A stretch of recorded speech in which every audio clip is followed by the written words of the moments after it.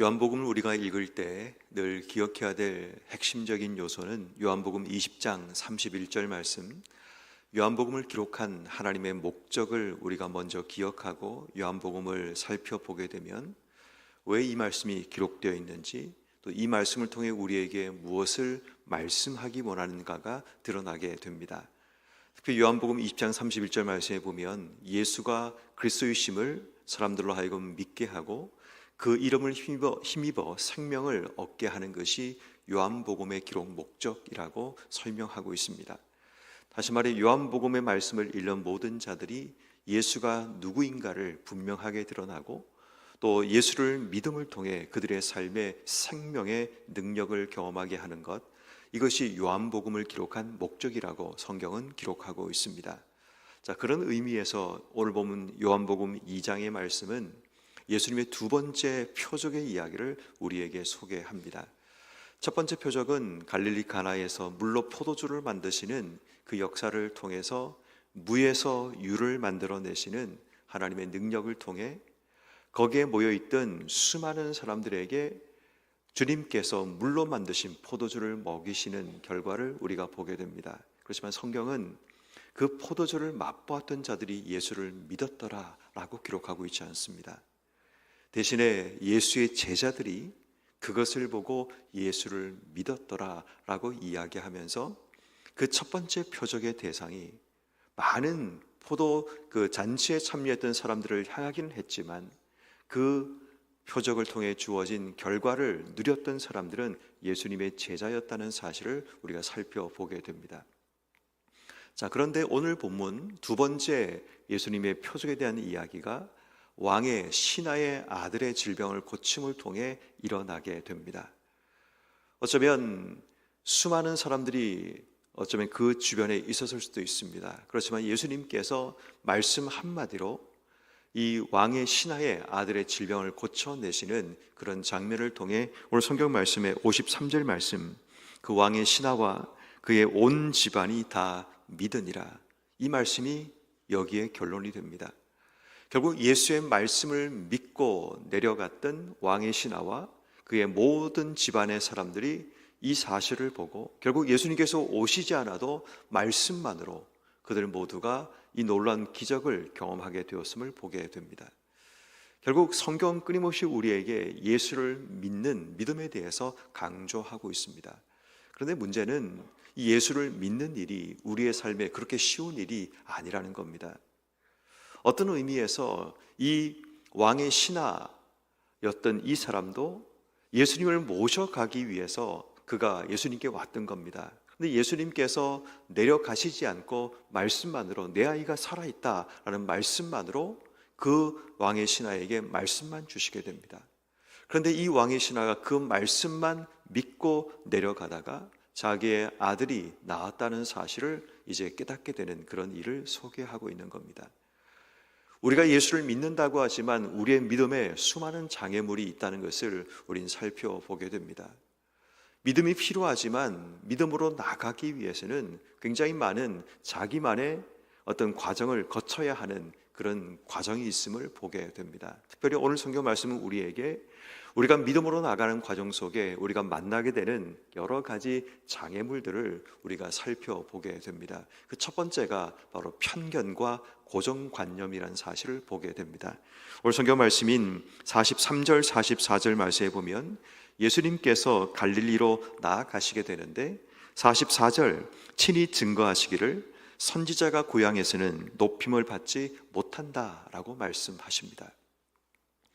왜냐하면 선지자가 고향에서 높임받지 못하는 이유, 이 말은 실제로 높임받는다는 의미보다도 그의 말과 그의 행적이 사람들에게 인정받기가 어렵다라는 것을 이야기하시는 겁니다.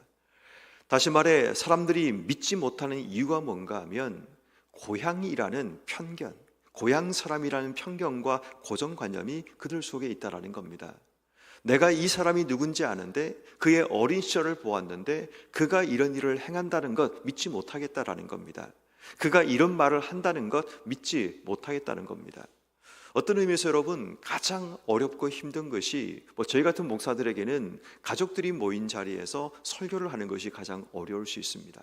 특히 부모님이 계시고 또 여러 가지 친척들이 함께 모인 자리에서 설교를 한다는 것이 참 부담스럽고 힘든 부분이기도 하죠. 왜냐하면 그분들이 저의 어린 시절과 제가 살았던 삶들을 다 아는 분들이기 때문에 더 부담스럽고 힘든 것은 사실입니다. 왜냐하면 사람들 나름대로 이 사람은 이런 모습 때문에 이렇게 행동할 것이라는 편견과 고정관념이 결국 사람들이 믿지 못하게 가로막는 장애물이 될 수 있음을 우리에게 말하고 있습니다. 그러면 성도 여러분, 혹시 우리가 예수를 믿음으로 나아가는 과정 속에 우리 인생의 장애물이 무엇인가를 생각해 보아야 합니다. 지난주 말씀처럼 우리 인생의 편견, 마른 뼈라는 이 마른 뼈에 대해서 우리가 나름대로 판단하고 있는 편견이 있을 수 있습니다. 해석해내는 해석력에 대한 편견이 있을 수 있다는 겁니다. 마른 뼈이기 때문에 살아날 수 없고 마른 뼈이기 때문에 소망이 없다라는 우리의 편견력과 우리의 해석력이 결국은 우리로 하여금 믿지 못하게 가로막는 요소가 될 수 있음을 우리에게 설명하고 있는 겁니다. 그러므로 여러분, 믿음으로 나가기 위해서는 내 속에 가지고 있는 이 편견과 고정관념을 가장 먼저 내려놓아야 합니다. 이것을 내려놓아야지 한 단계 우리의 삶이 성장해서 믿음으로 나아갈 수 있다는 겁니다. 고향이기 때문에 더 사람들이 받아들일 것 같지만 고향이기 때문에 더 많은 사람이 받아들이지 않고 거절하는 그런 일들이 일어날 수 있음을 보게 되는 겁니다. 그러므로 우리가 오늘 이 새벽에 기도할 때 내 속에 숨어있는 편견과 고정관념의 이 장애물들을 제거하고 하나님 말씀을 믿을 수 있는 믿음으로 나아갈 수 있는 우리가 되기를 기도하는 여러분 모두가 되기를 주 여러분을 축원합니다. 두 번째는 여러분, 우리의 믿음으로 나가는 과정 속에 또 하나의 장애물은 뭐냐 하면 영접이라는 것이 믿음으로 나가는 과정 속에 때로는 장애물이 될 수 있습니다. 물론 영접이라는 것은 받아들임이기 때문에 믿음처럼 보일 때가 있습니다. 요한복음 1장 말씀처럼 영접하는 자, 곧 그 이름을 믿는 자에게는 하나님의 자녀가 되는 권세를 주신다는 말씀이 있기 때문에 영접을 우리가 믿음과 동일하게 볼 수도 있습니다. 그렇지만 여기서 말하는 영접은 마음적으로 받아들이는 영접이 아니라 외적인, 형식적인, 눈에 보이는 받아들임을 의미합니다. 오늘 성경 말씀에 45절 말씀에 보니까 예수님께서 갈릴리에 이르시게 되는데 갈릴리 사람들이 그를 영접하니 라고 이야기합니다. 이 영접이라는 단어를 믿음과 동일하게 여기시면 안 됩니다. 여기서 말하는 영접이라는 것은 형식적으로 예수님을 받아들이는 겁니다. 그 이유가 그 아래에 기록됩니다.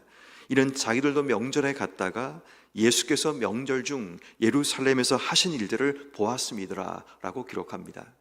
예수님께서 예루살렘에 행하신 일들은 뭐냐면 성전을 정화하시는, 성전에서 물건을 파는 자들, 돈을 바꾸는 자들, 짐승을 파는 자들을 다 쫓으시는 예수님의 정화하시는 그 모습을 그들이 보았음을 이야기합니다. 그래서 어쩌면 예수에 대한 두려움들이 그들로 하여금 영접하게 만들 수 있고 또 예수님이 행하셨던 표적에 대한, 기적에 대한 기대감이 그들로 하여금 영접하게 만들었다라는 겁니다. 그렇지만 그 영접이 예수를 믿었느냐라고 질문한다면 그렇지는 않을 수 있습니다. 마치 포도주를 마셨다고 그들이 예수를 믿는 것이 아닙니다. 주님께서 만드신 물로 된 포도주를 마셨다고 그들이 예수를 믿은 것이 아니라 그들은 단지 포도주를 받아들인 것, 환영한 것밖에 없는 겁니다. 실제로 그 포도주를 먹고 믿은 사람은 예수의 제자밖에 없었다는 사실에 우린 충격을 받게 되는 겁니다. 이 말은 바꿔 얘기하면 수많은 사람들이 예수를 환영하고 영접하여 이 자리에 때로는 교회 안에 예배를 드리기 위해 모일 수 있습니다. 그런데 정말 그 영접함이 그들이 그 자리에 앉아 있다고 모두가 예수를 믿느냐라고 질문한다면 그것은 다른 이야기라는 겁니다. 마음으로 예수님을 영접하고 내 인생의 주인으로 섬기지 못하고 단지 눈에 보이는 외적인 문만 연다고 그것이 예수를 믿는다고 볼 수는 없다라는 겁니다. 외적인 영접이 있을 수 있지만 이제 그 단계를 넘어서야지만 우리가 믿음으로 나갈 수 있다는 겁니다. 물론 우리가 믿음을 나가는 과정 가운데 영접이라는 한 단계를 만나게 됩니다. 마음의 문을 열고 때론 그 자리에 앉아 있는 것 영접일 수 있습니다. 그렇지만 그 자리에서 예수를 내 인생의 주인으로 모셔드리는, 예수가 내 삶의 그리스도 되심을 고백하지 못하고 받아들이지 못하면 결국 영접으로 끝나고 결국 교인으로 끝나는 그런 일들이 일어나게 되는 겁니다. 교회를 넘어서 우리는 성도로 나가야 되죠. 예수님이 내 인생의 주인 되고 그분의 거룩하심을 따라 살아가는 그 성도의 삶을 우리가 살아가야 하는 겁니다. 그러므로 여러분, 우리가 믿음으로 나가는 두 번째 장애물은 영접을 넘어 믿음으로 나가야 됩니다. 받아들임을 넘어 내 삶의 주인이 누구인가를 분명히 고백하고 예수가 내 인생의 주인됨을 선포하고 또 예수의 주인됨에 따라 말씀에 순종하며 걸어가는 우리의 삶이 되는 것, 이것이 우리 인생의 믿음으로 나가는 두 번째 방법이 됩니다. 아마도 여기에 나오는 수많은 갈릴리 사람들이 예수님을 영접했습니다. 자신들의 지역으로 받아들였습니다. 그렇지만 그들 가운데 예수를 믿은 자들은 그렇게 많지 않습니다. 왜냐하면 예수님께서 고향에서 환영을 받지 못하셨기 때문입니다. 그런 의미에서 여러분, 우리도 영접을 넘어 믿음으로 나갈 수 있는 그런 믿음의 결단이 오늘 이 새벽에 일어나기를 주의 이름으로 축원합니다. 마지막 세 번째는 표적을 넘어 믿음으로 나가야 합니다. 우리 인생에 예수님을 믿는 믿음의 세 번째 장애물은 뭔가 하면 표적입니다. 근데 중요한 것은 이 표적이 예수를 믿는 믿음으로 나가는 굉장히 중요한 도구가 될 수 있습니다. 근데 사람들이 표적을 보다 보면 표적만 구하는 일들이 일어나게 됩니다. 그 표적이 일어나지 않으면 예수를 믿지 않고 그 표적을 보지 못하면 어제보다 오늘 조금 더 강도 있는 표적을 보지 못하면 사람들이 믿지 않는 겁니다. 그런 비싼 이야기는 이런 겁니다. 예를 들어서 요즘 많은 목회자들이 설교를 할 때 PPT를 많이 사용합니다. 그러니까 설교의 어떤 말하는 그 대지 같은 경우도 PPT로 올리기도 하고 또 군데군데 말하는 예화의 사진도 올리기도 하고 그게 성도들에게 굉장히 유익함이 있습니다. 그런데 문제는 그것을 하다 보면 그것이 없으면 말씀이 들려지지 않을 때가 있습니다. 그래서 저는 이 이미지에 대한 부분을 되게 조심해서 사용을 하려고 합니다. 왜냐하면 그것이 각인되면 그것이 없으면 사람들이 들려지지 않을 수 있어서 저는 이미지 설교를 전공한 사람이고 또 그것으로 논문도 쓰고 그것으로 설교도 제가 하는 사람인데 이미지를 쓰지 않는 이유가 어떤 사람이 묻기도 합니다. 그런데 그게 사람들에게 각인되면 그 이미지가 없이는 설교가 들리지 않는 그런 일이 일어나서 웬만하면 제가 그런 부분을 쓰지 않으려고 합니다. 마찬가지로 여러분, 우리도 표적이 우리에게 정말 중요합니다. 도움이 됩니다. 그런데 표적만 구하는 인생들은 표적이 없으면 예수를 믿지 못하게 되죠. 그래서 예수님께서 오늘 보면 48절 말씀에 이렇게 말씀하십니다. 너희는 표적과 기사를 보지 못하면 도무지 믿지 아니하니라 라고 이야기를 합니다. 표적이 일어나야지 믿음으로 나아가는 이 단계가 되면 내가 더 강력한, 더 자극적인 표적을 구하는 그런 인생이 되고 만다는 겁니다. 그 좋은 예가 요한복음 6장을 넘어가면 나오게 되죠. 오병이어를 통해서 예수님의 표적과 기적을 보았던 자들이 예수님께서 그들과 다른 이야기를 하시자 어렵다고 말하고 수군대기 시작하더니 결국 그들이 예수를 떠나가고 다시는 예수님과 함께 다니지 아니하는 그런 일들이 일어나게 됩니다. 오늘 성경 말씀에 나오는 이 왕의 신하도 마찬가지였습니다. 그런 표적을 구하는 사람이었습니다. 예수님께 와서 자기의 집으로 가자고, 내려가자고 예수를 모셔가기 위해서 왔던 사람이었습니다. 두 번이나 성경 말씀에 보면 47절 말씀에 내 아들의 병을 고쳐주소서 하니 그가 거의 죽게 되었다. 거의 죽기 직전의 상황이라고 이야기를 합니다. 얼마나 다급하고 얼마나 간절함으로 예수님께 왔을까요? 또 49절 말씀에 내 아이가 죽기 전에 내려오셔서 다시 한번 예수님께 간청하는 이 간절함이 드러나게 됩니다. 그때 5절 말씀에 예수님이 이렇게 말씀하십니다. 가라, 내 아들이 살아있다 하시니. 자, 여기서 반전이 일어납니다. 표적을 구했던 이 왕의 신하가 예수를 모셔가야지만 자기의 아들이 살 것이라는 믿음을 가지고 예수님께 왔는데, 표적을 구하는 신앙이었는데 예수님께서 가라, 내 아들이 살아있다라는 이 말씀을 듣고 이 사람이 예수를 모셔가려고 하지 않습니다. 그리고 혼자 말씀을 믿고 내려갑니다.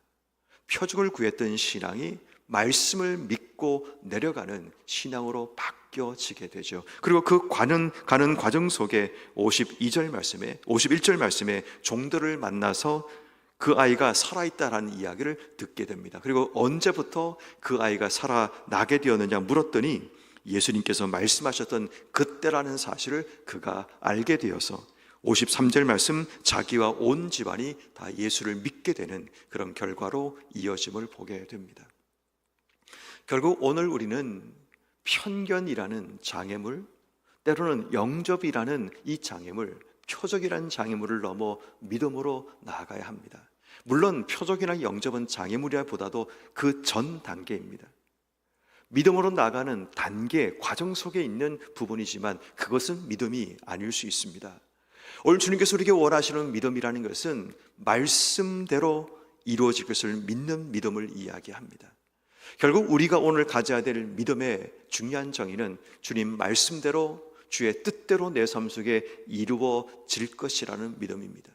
내가 원하는 간절함과 내가 원하는 사모함으로 이루어지는 믿음이 아니라 주의 뜻대로 주의 말씀대로 이루어지기를 기대하고 기도하는 것, 이것이 우리가 오늘 기도해야 될 중요한 믿음의 정의가 되는 겁니다. 그러므로 오늘 우리가 하나님께 기도할 때 우리가 원하는 표적이 있고 우리가 원하는 어떤 것이 있지만 그것을 넘어서 주의 말씀대로 이루어지는, 주의 뜻대로 이루어지는 바로 그 일에 대한 믿음이 오늘 내 삶 속에 일어나기를 기도해야 합니다.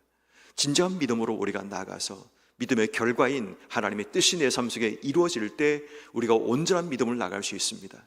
내가 원하는 것이 이루어지는 것이 믿음이 아니라 진정한 믿음은 주의 뜻이 내 삶 속에 이루어지는 것, 그것이 내가 원하는 것과 다를지라도 그럼에도 불구하고 주의 뜻이 이루어지는 그 삶의 현장이 오늘도 내 삶 속에 이루어지기를 기도하는 것, 이것이 믿음으로 사는 자들이 살아가는 삶의 모습입니다. 그러므로 오늘 이 새벽에 하나님께 기도할 때 하나님, 내 삶의 믿음으로 나가는 모든 단계를 넘어 이제는 믿음의 삶이 내 삶 속에 펼쳐지기를 기도하셔야 됩니다.